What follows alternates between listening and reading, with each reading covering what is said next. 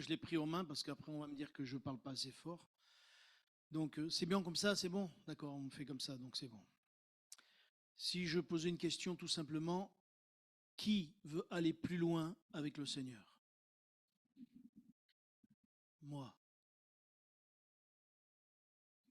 Bah oui, avec le Seigneur. Qui c'est qui veut aller plus loin avec le Seigneur? Oui, il ne faut pas répondre pour les autres, Albert. Eh oui, c'est vrai, Albert. C'est une vraie raison. Mais on n'est pas les seuls, parce qu'on se rend compte que les disciples aussi voulaient aller plus loin avec Jésus. Ils vont dire à Jésus, apprends-nous à prier. Et chaque fois que Jésus va leur apporter quelque chose, c'est pour qu'ils grandissent, pour qu'ils progressent, pour qu'ils puissent toucher de près le royaume de Dieu, si je puis dire.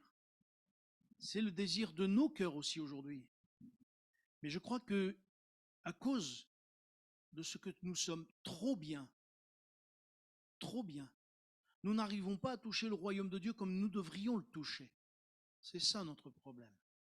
Aujourd'hui, on a un problème, on va voir le docteur. C'est bien, les médecins, c'est fait pour ça.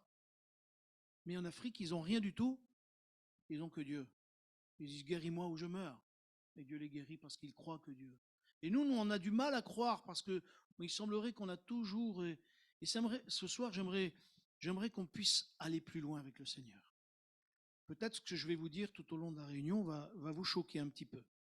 Mais je crois que nous devons vraiment réaliser que si nous ne nous donnons pas à Dieu complètement,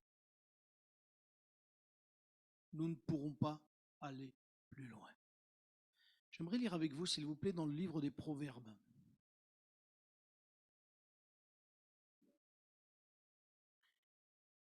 Le livre des Proverbes au chapitre 23.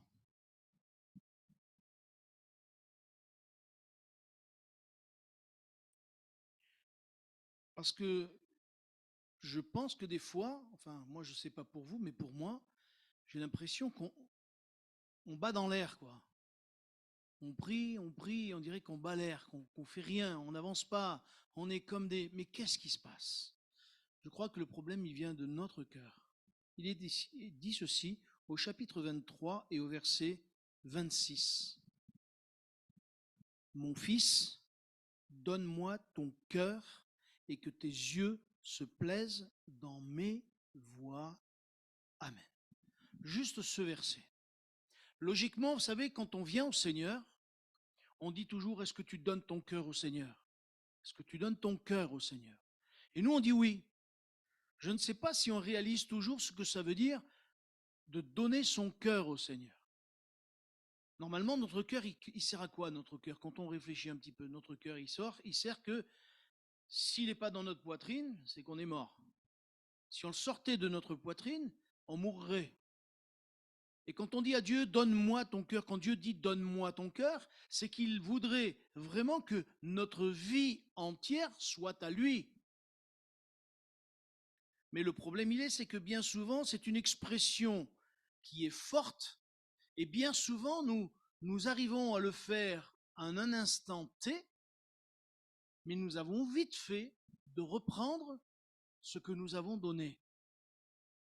Mais pourtant, il faudrait que notre cœur, quand nous l'avons donné, il soit aussi vital que lorsqu'il est dans notre poitrine.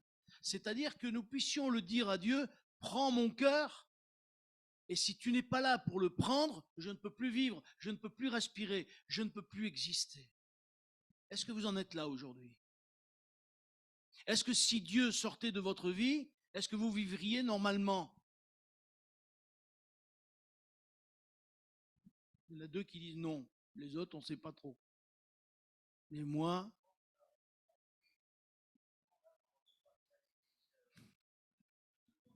eh ben, Albert, quand Dieu dit que des fois, je l'ai dit dimanche, j'en ai parlé. Ceux qui faisaient des tas de choses pour le Seigneur, et le Seigneur veut dire, ce que j'ai contre toi, c'est que tu as perdu ton premier amour. Pourtant, ils étaient dans l'église, ils travaillaient dans l'église, ils faisaient une œuvre pour l'église. Mais leur cœur n'était plus à Dieu. Leur cœur n'était plus à Dieu. Parce que quand on n'aime plus, Ça veut dire que notre cœur est refroidi. Ça veut dire que notre cœur n'est plus à Dieu. Ça veut dire que notre cœur, on l'a repris pour nous-mêmes. Et je crois que nous devons saisir que Dieu a dit « Donne-moi ton cœur ». Mais pourquoi Dieu voudrait-il notre cœur, dites-moi? Pourquoi Dieu dit « Donne-moi ton cœur ». Qu'est-ce que ça veut dire? Pourquoi on devrait lui donner? Quelle est la raison? C'est pour ça que Jésus va dire aussi « Cherchez premièrement le royaume et la justice de Dieu, et toutes choses vous seront données par-dessus ». Pourquoi? Parce qu'il veut qu'on place Dieu en premier, qu'il soit le premier dans notre cœur. S'il est le premier dans notre cœur, c'est-à-dire qu'on lui a donné notre cœur. Si quelqu'un d'autre vient à la place dans notre vie, dans notre cœur, ça veut dire que Dieu n'a pas la première place. Et Dieu voudrait la première place. Est-ce que vous savez que vous avez eu la première place dans le cœur de Dieu? Vous le savez, ça? La preuve, Jésus-Christ qui est mort à la croix. C'est la preuve que nous avons eu la première place dans son cœur. La première place, c'est Jésus qui l'a, bien sûr. Mais il a donné Jésus pour nous. Et Jésus a pris notre place à la place du péché pour que nous puissions comprendre que nous étions les premiers à être dans son cœur. Et quand Dieu dit « Donne-moi ton cœur », c'est pour une raison. C'est pour ça, dans le psaume 37, verset 4, vous savez ce qui est écrit? « Fais de l'Éternel tes délices, et il te donnera ce que ton cœur désire. » Mais qu'est-ce que veut ton cœur? Le problème, il est là. Le problème, c'est qu'on court des fois avec notre cœur, avec nos pensées, après des tas de choses. On veut de Dieu, mais on veut le reste, et ça, c'est pas possible. Et moi, je crois que Dieu veut qu'on lui donne notre cœur, et j'aimerais le lire avec vous, dans le livre de Jérémie, s'il vous plaît, parce que nous ne pouvons pas vivre. Livre de Jérémie, au chapitre 17. Si Dieu ne prend pas notre cœur, si nous ne donnons pas notre cœur à Dieu complètement, nous aurons toujours notre vie qui courront après la bénédiction de Dieu. Et moi, je vais vous dire, il ne faut pas courir après la bénédiction de Dieu. Il faut courir après Dieu. Il faut courir après son amour. Il faut courir auprès de sa personne. Vous savez, quand on est avec Dieu, forcément, on est béni. La première chose qu'il nous faut rechercher, c'est Dieu. C'est lui qu'on doit aimer, c'est lui qu'on doit prioriser, c'est lui à qui on doit tout donner.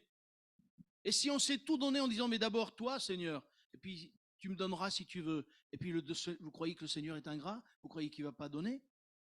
Non, le Seigneur va donner. Dans Jérémie, au chapitre, je ne sais pas si je vous ai dit le chapitre, 17. 17, mon frère, je ne savais plus si je l'avais donné. 17, et à partir du verset 9, s'il vous plaît. Verset 8. Même verset 7, allez. Béni soit l'homme qui se confie dans l'Éternel, et dans l'Éternel est l'espérance. Il est comme un arbre planté près des eaux, et qui étend ses racines vers le courant. Il n'aperçoit point la chaleur quand elle vient, et son feuillage reste vert dans l'année de la sécheresse. Il n'a point de crainte, et il ne cesse de porter du fruit. Écoutez bien, le cœur est tortueux par-dessus tout, et il est méchant. Qui peut le connaître? Moi, l'Éternel, j'éprouve le cœur, je sonde les reins, pour rendre à chacun selon ses voies, selon le fruit de ses œuvres. Amen. Voilà pourquoi on a besoin de donner notre cœur à Dieu. Parce que notre cœur, il est tortueux. Voilà pourquoi on a besoin de donner notre cœur à Dieu, qu'il, lui, va nous placer, comme on l'a vu auparavant, eh bien, dans des chemins. Il va nous placer près d'un ruisseau qui va régénérer notre cœur, qui va faire du bien à notre cœur. Mais si l'on reste vraiment avec un cœur plus fermé, un cœur qui est, j'allais dire, excusez-moi de dire ça, mais un peu égoïste, Parce qu'on pense d'abord un peu à nous-mêmes. Il faut penser à nous-mêmes. Vous savez, j'entends des fois des gens qui disent, il faut arrêter de penser aux autres. Pensez à vous, pensez à vous. Ben moi, j'aimerais vous dire, ne pensez pas à vous, pensez à Dieu. Pensez à Dieu. Donnez votre cœur à Dieu. Et les choses seront différentes. Je crois que ça, il faut que Dieu ait notre cœur, parce que notre cœur est tortueux. Et parce qu'il est tortueux, on n'arrivera pas à avancer. Parce qu'il est que tortueux, eh bien, on n'arrivera pas. C'est pour ça que le psalmiste, il dit ceci, ô Dieu, crée en moi un cœur pur. Parce que sans avoir un cœur pur, comment vous voulez qu'on s'approche de Dieu? C'est pour ça que cet homme, si vous vous rappelez de l'évangile, cet aveugle né que Jésus a guéri, eh bien, il va dire, nous savons que Dieu n'exauce pas les pécheurs. Et je me suis posé la question, si Dieu n'exauce pas les pécheurs, est-ce que je serai plus pécheur que pécheur? Parce que je prie, je prie, je prie. Et je me suis posé la question une autre fois en me disant, mais peut-être parce que je n'ai pas donné mon cœur entièrement à Jésus. Il faut que je donne mon cœur à Jésus. Et non seulement il faut que je donne, mais il faut que j'aille plus loin en me rappelant des promesses que Jésus a données. Et comme je ne veux pas aller, je voudrais qu'on puisse prier pour cela. J'aimerais lire avec vous dans Ézéchiel, s'il vous plaît, je voudrais aller plus vite.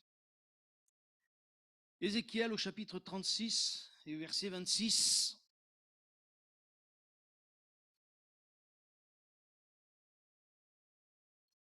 C'est Dieu qui fait une promesse.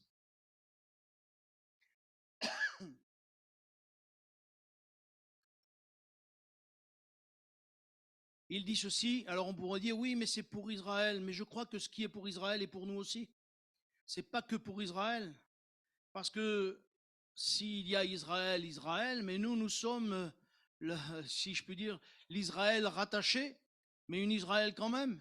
Et Dieu veut prendre soin de nous. Et il est dit ceci, je vous donnerai un cœur nouveau et je mettrai en vous un esprit nouveau. J'ôterai de votre corps le cœur de pierre et je vous donnerai un cœur de chair. Amen. C'est le désir de Dieu qu'on ait un cœur de chair. Mais pourquoi avoir un cœur de chair? C'est parce que justement, Dieu dit un cœur nouveau, mais un esprit nouveau. Parce que Dieu veut que justement dans nos pensées, les choses, elles changent. Il veut que réellement en nous, les choses, elles changent. Et je vais vous poser une question. Est-ce que depuis votre conversion, les choses ont changé? Oui? Et depuis quand ça n'a pas changé? Je redis. Au début de notre conversion, il y a eu un changement. Et est-ce que le changement, il continue ou il s'est arrêté à un moment donné? Vous êtes sûr? Non, mon frère, pas trop. Pas trop long, mon frère.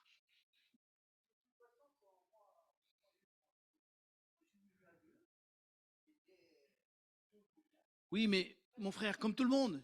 Mais moi, je veux pousser la chose plus loin. Oui, mon frère, Albert, Albert.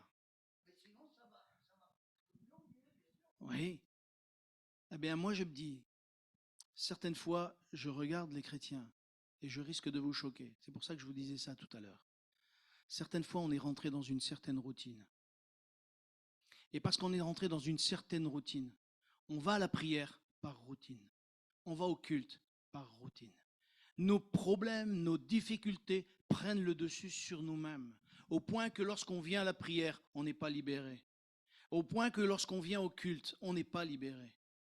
Au point que l'on se rend compte qu'au milieu de l'Église, il y a des choses qui ne devraient pas se faire et qui se font. Je suis désolé de le dire, mais notre cœur devrait être réalisé pleinement que nous sommes dans la présence de Dieu.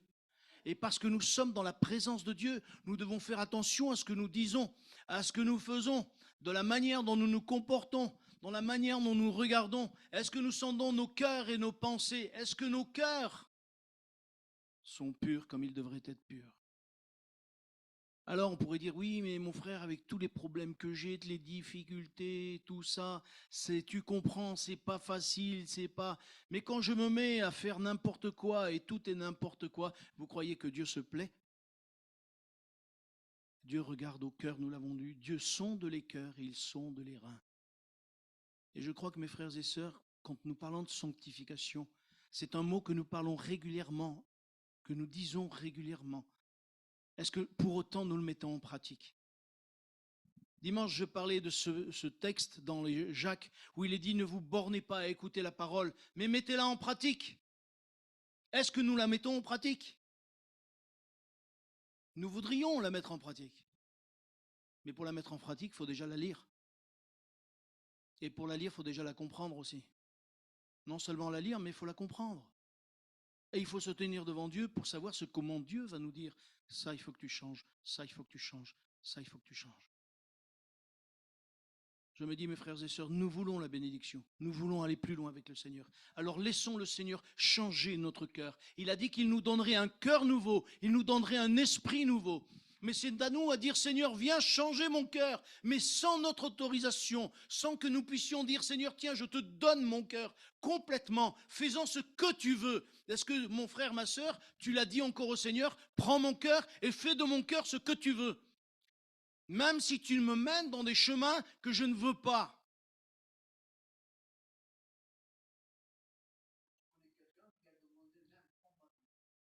Oui, oui, c'est ce qu'il faut faire. Mais est-ce que vraiment on le fait? Non, le dire avec la bouche, c'est une chose. Oui, mon frère, mais le dire, c'est une chose, le vivre, c'en est une autre. Des fois, chez nous, les évangéliques, on a des mots qui sont forts.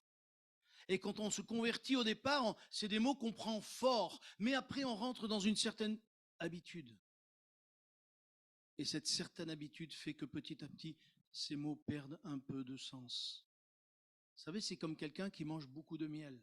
Comme dit la parole, si tu manges beaucoup de miel, à un moment donné, ça va t'écœurer et tu n'en voudras plus du tout.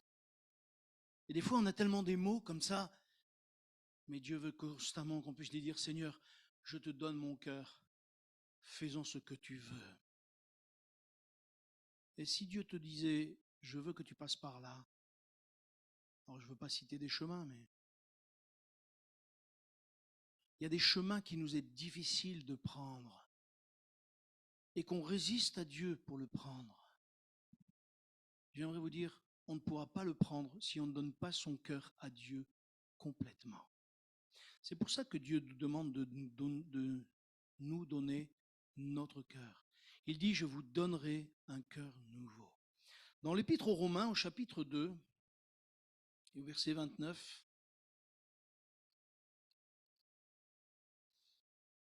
c'est un texte, vous voyez, que j'ai lu plusieurs fois, et on ne réalise pas toujours ce qu'on lit.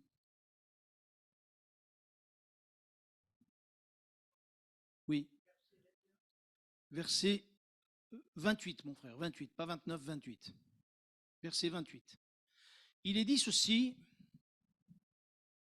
tout le monde y est? Le juif, ce n'est pas celui qui en a les apparences.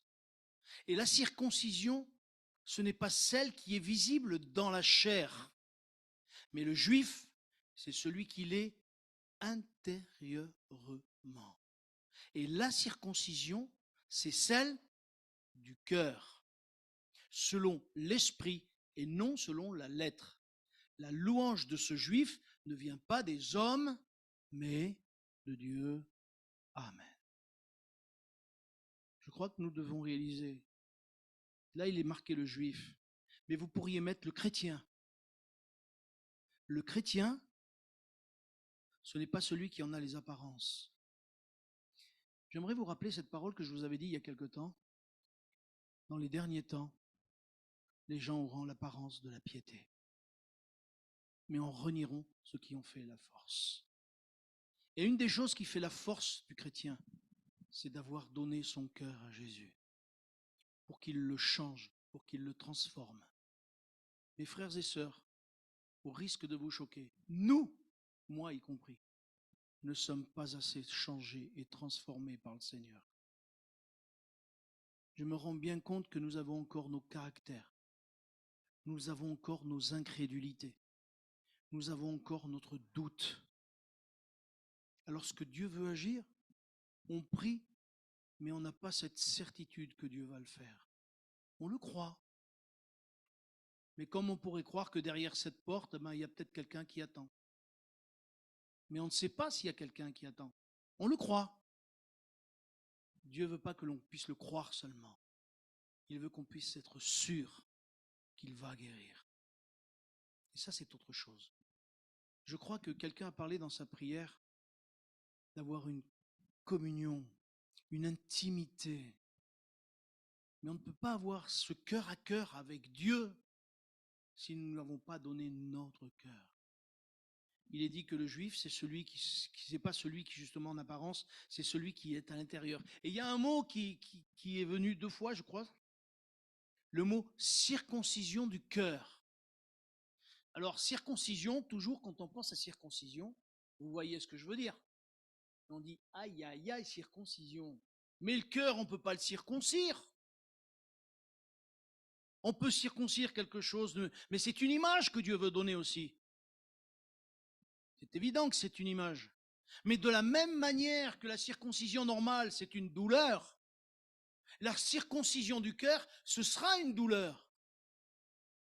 Parce que ce sera un arrachement de choses qu'on aime, de choses qui sont dans notre jardin secret, j'allais dire. Et ce qui est dans notre jardin secret, je dis bien secret, ça veut dire que Dieu ne sait pas, enfin, on peut croire que Dieu ne sait pas que c'est dans notre jardin, alors que Dieu sait tout. Vous savez que Dieu sait tout. Donc votre jardin secret, excusez-moi, mais hein, Dieu il lit comme dans un livre ouvert. Hein. Il n'a pas besoin qu'on dise le Seigneur ne regarde pas. Hein. Il dit c'est pas la peine, j'ai déjà vu. C'est pas la peine, j'ai déjà vu. Et pourtant, je crois que nous devons vraiment laisser à Dieu toute l'autorité de dire Seigneur, prends mon cœur, nettoie mon cœur.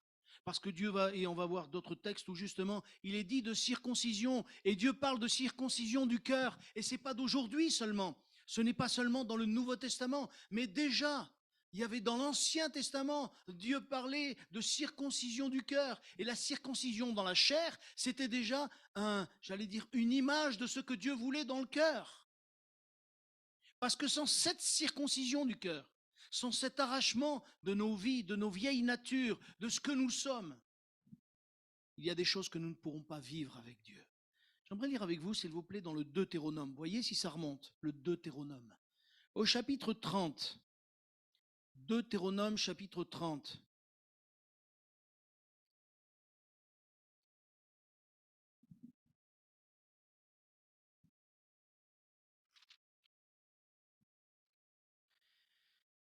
Deutéronome, chapitre 30. Et le verset 6.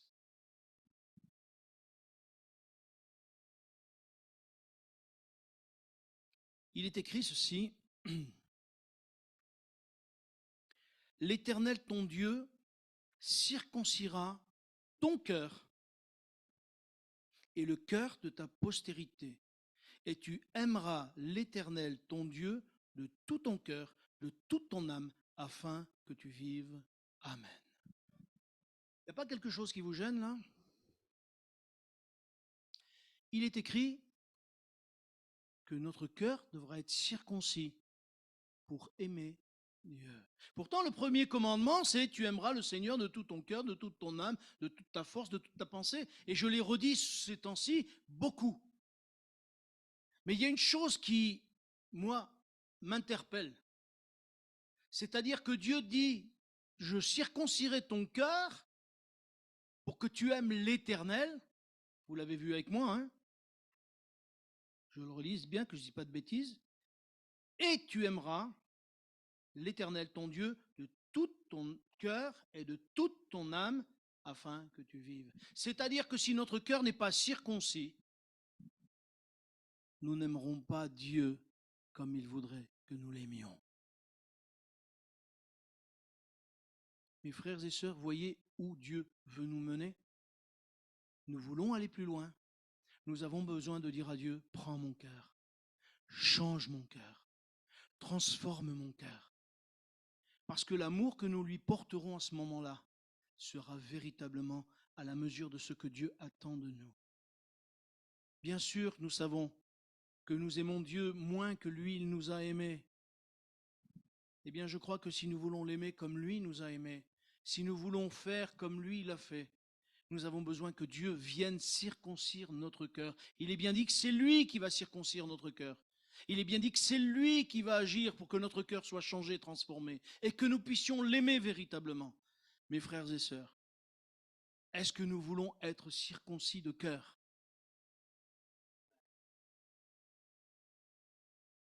Alors il faut lui demander. Mais derrière, il faut s'attendre à ce qu'on passe par des moments un peu chauds. Parce que l'apôtre Pierre pensait qu'il était disciple de Jésus et qu'il pouvait, alléluia, faire tout ce qu'il voulait. Et Jésus va lui dire à un moment donné, mais Satan vous a criblé, vous a demandé pour vous cribler comme du froment. C'est ce qui est arrivé. Et Pierre a commencé à changer à ce moment-là.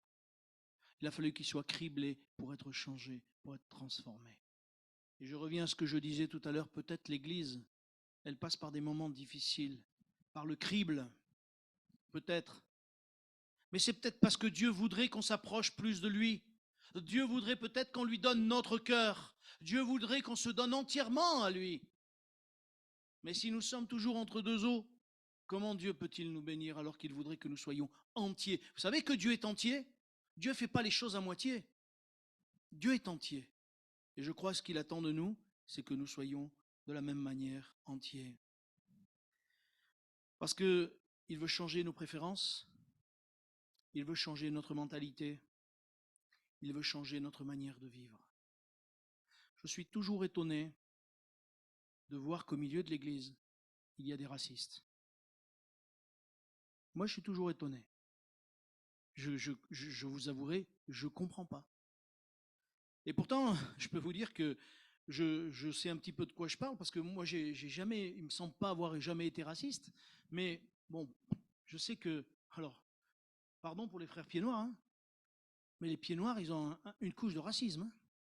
Et je le sais, ça, hein, parce que je suis pied noir moi-même. Et j'en connais un paquet de pieds noirs qui sont racistes. Hein. J'en connais un paquet. Hein. Je suis étonné parce que je ne comprends pas.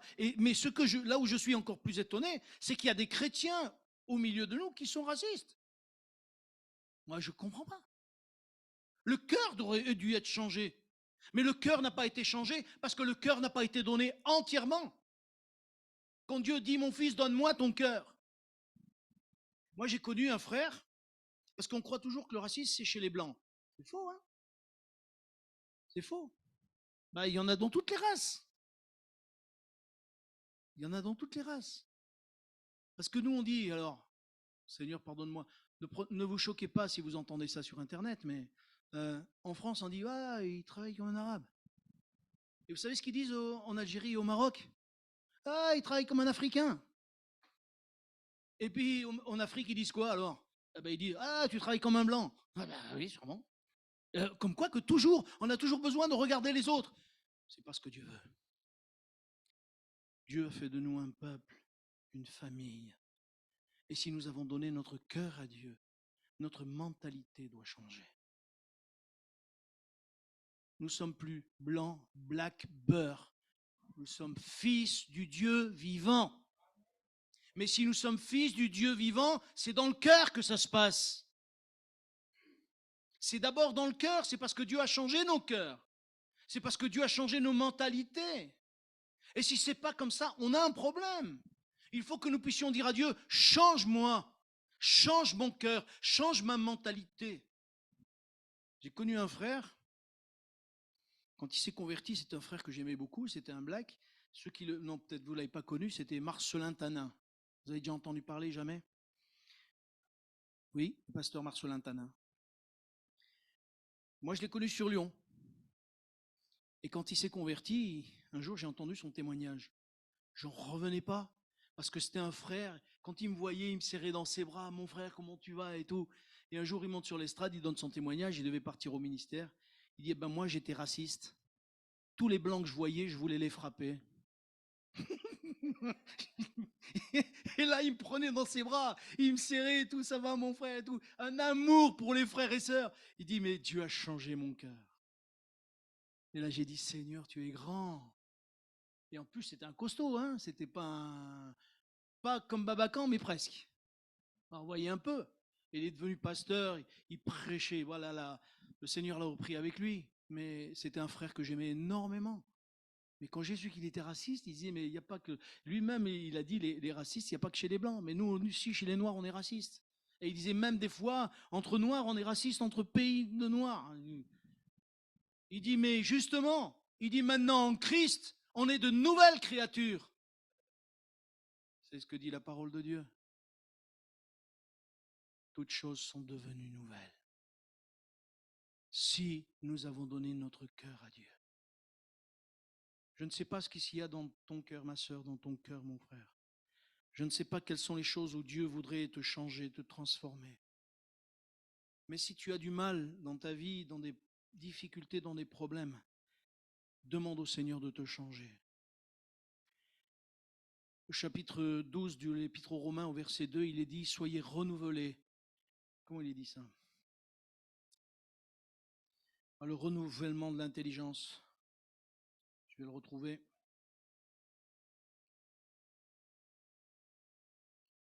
Romains chapitre 12, verset 2. Il y a tellement de versets qui parlent de ça, mes frères et sœurs. Il est dit, ne vous conformez pas au siècle présent, mais soyez transformés par le renouvellement de l'intelligence, afin que vous discerniez quelle est la volonté de Dieu, ce qui est bon, agréable et parfait. Qu'est-ce qui est parfait? Qu'est-ce qui est agréable à Dieu? Que d'abord, avant tout, on lui donne son cœur. Et qu'on dise, Seigneur, viens circoncire dans mon cœur ce qui n'est pas bon. C'est pour ça que Jésus a donné, si vous vous rappelez bien, dans l'évangile de Jean, chapitre 15, qu'est-ce que Jésus a parlé de quoi? Du cep et du sarment. Vous vous rappelez de ça? Et qu'est-ce qu'il a dit? Que justement, il venait pour émonder. Et ceux qui portaient pas de fruits, qu'est-ce qu'ils faisaient? Il les coupait. Non, il les grillait pas, il les coupait, mon frère. D'abord, ils sont coupés, après ils sont grillés après. Mais d'abord, ils sont coupés d'abord. Mais ceux qui portent pas de fruits, ils les coupent. Et moi, j'aimerais vous dire, mes sœurs et frères, on est dans ces derniers temps où il nous faut porter du fruit. Mais nous ne pourrons pas porter du fruit si notre cœur n'appartient pas entièrement à Jésus. Si notre cœur n'appartient pas à Dieu et qu'il n'a pas fait justement cette circoncision du cœur. Nous avons besoin d'être circoncis dans notre cœur pour pouvoir aimer Dieu, pour pouvoir aimer notre prochain, pour pouvoir grandir, pour que nos prières soient exaucées et qu'elles n'aient pas atteint le plafond que déjà Dieu l'a exaucé. Et je reviens sur cette parole que j'ai dit tout à l'heure. Cet homme qui disait Dieu n'exauce pas les pécheurs. Nous savons que Dieu n'exauce pas les pécheurs. Et pourtant cet homme, s'il était pécheur, il ne m'aurait pas rendu la vue. C'est ce qu'il voulait dire aux pharisiens. Et c'est pour ça que les pharisiens l'ont jeté dehors comme un malpropre. Ouais, c'est ça. Eh bien, mes frères et sœurs, laissons-nous. Et j'ai pas le temps, le troisième point, j'ai pas le temps de vous le commenter. Mais il est dit ceci, et ça, je crois que là aussi, nous ne l'avons pas compris. La parole dit, c'est l'apôtre Paul dit, vous ne vous appartenez plus à vous-même. Vous savez que vous ne vous appartenez plus? Ah, mais si! Non, non. Parce que Jésus-Christ vous a racheté au prix de son sang. Vous ne vous appartenez plus, dit la parole. Et ça, voyez-vous, on a du mal à l'entendre. Ça, on a du mal à l'accepter. Parce qu'on veut notre liberté. On veut notre moi qui existe et qui... Mais non, parce que ça ne s'appartient plus. C'est pour ça que dans Galates, il est dit, si quelqu'un est en Christ, non, dans Galates chapitre 2, verset 20, il est dit, ce n'est plus moi qui vis, c'est Christ qui vit en moi. Et si je vis maintenant dans la chair, je vis dans la foi au Fils de Dieu. Ce n'est plus moi qui vis, c'est Christ qui vit en moi. Mais à condition qu'on ait donné notre cœur à Christ. À condition qu'on ait donné tout notre cœur à Christ. Sinon, on ne pourra pas aller plus loin.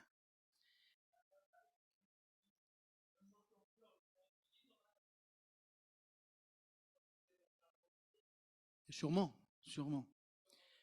Et une dernière chose que nous n'avons pas aussi, il y a une chose que nous n'aimons pas, il y a des choses que nous n'aimons pas entendre. au risque de vous choquer, la Bible dit que nous sommes esclaves de Jésus-Christ. Esclaves de Dieu. Ça, on a du mal à l'entendre. Et surtout du péché. La Bible dit justement, avant vous étiez esclaves du péché. Mais maintenant vous êtes esclaves de Jésus-Christ et de Dieu. Exactement. C'est vrai. Mais ça, tout le monde ne le comprend pas, ma sœur. Tout le monde ne le comprend pas. C'est pour ça que mes frères et sœurs, il nous faut donner notre cœur à Dieu pour que nous puissions vivre vraiment ce que Dieu veut nous faire vivre. Et moi, je crois que Dieu veut nous faire vivre des grandes choses, de belles choses. Mais il faut que notre cœur appartienne à Christ et que nous puissions accepter d'être esclaves, de ne pas nous appartenir à nous-mêmes et d'accepter que notre cœur soit circoncis par Dieu et lui demander, Seigneur, viens changer mon cœur, ma mentalité et tout le reste. Et moi, je vous invite à vraiment regarder, l'apôtre Paul disait à Timothée pour finir, il disait ceci, que tes progrès soient évidents pour tous. Est-ce que vos progrès sont évidents pour tous, encore aujourd'hui? Vous savez, je me suis rendu compte que des fois, avec les années de conversion, on s'appuie sur une canne qui est en sucre et qui est en train d'être mangée par les fourmis. Et qu'on n'arrive plus à tenir. On croit que encore on est vivant, si je puis dire. C'est pour ça que la parole, elle dit, réveille-toi, toi qui dors, et Christ t'éclairera. On peut prier, s'il vous plaît? Et pendant les 5 minutes qui viennent là, j'aimerais qu'on puisse prier et qu'on puisse dire, Seigneur, les uns après les autres, Seigneur, si tu as envie de le faire, change mon cœur. Je veux vivre autrement ma foi. Je veux vivre autrement ma manière de vivre ma foi avec toi, Seigneur. Je veux te donner comme tout à nouveau mon cœur, afin que réellement je vive, Seigneur, ce que tu veux me faire vivre. Amen. Seigneur, merci parce que ta parole nous interpelle toujours. Ton désir, c'est que nous puissions grandir, progresser, que nous puissions aller de l'avant. Nous ne sommes que des hommes et que des femmes, Seigneur, qui ont besoin de ta grâce. Mais ce soir, je veux te dire pour ma part, Seigneur, viens, prends mon cœur, je te donne mon cœur encore une fois. Je te l'ai donné il y a des années en arrière, de plus de 40 ans, mais je te le donne encore aujourd'hui. Viens changer mon cœur, viens changer ma vie. Ne permets pas, Seigneur, que mon cœur appartienne à ce monde. Ne permets pas que mon cœur appartienne à la mentalité de ce monde, mais je veux qu'il t'appartienne complètement. Viens m'aider à grandir dans ma mentalité, à changer ma mentalité. Je te le demande, Père, dans le nom de Jésus. Amen. Tu bénis mes sœurs et frères aussi là ce soir. Tu leur fais du bien, tu leur accordes ta grâce et tu permets que nous puissions tous ensemble grandir avec toi. Seigneur, dans le nom de Jésus. Amen.